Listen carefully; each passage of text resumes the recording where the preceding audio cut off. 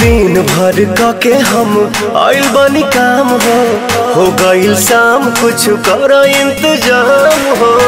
सुना तारू हो बोली ना जी। हाँ। दिन भर के हम आइल बनी काम हो गईल शाम कुछ कर इंतजाम हो। दही में दम रही तबे लड़ी गाड़ी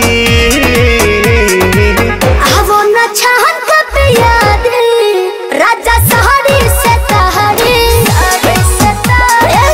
हवना छहन का पिया दी राजा सहरी से तहरी।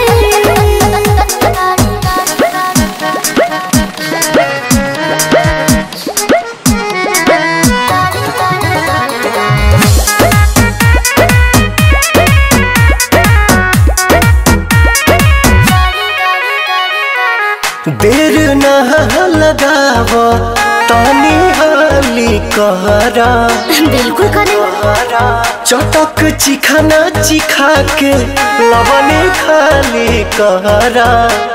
ए राजा जी वही ठमड़िया छटहिया बिछा दी हो तपसे लबा तबे लबा हो डोलाबी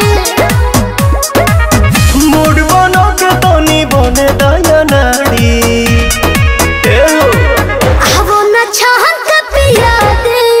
राजा सहरे सतहरे हवना छहन का पिया दी राजा सहरे सतहरे।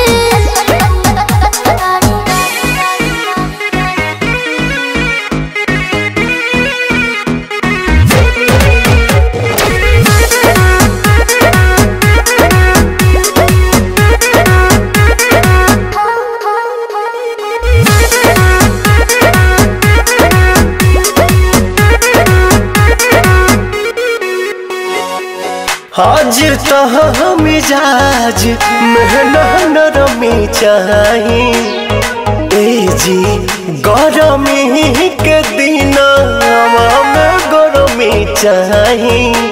ए राजा जी इतना न फायदा करेला दहे दूध हो चार छक मार के दिमाग बड़ा सूद हो।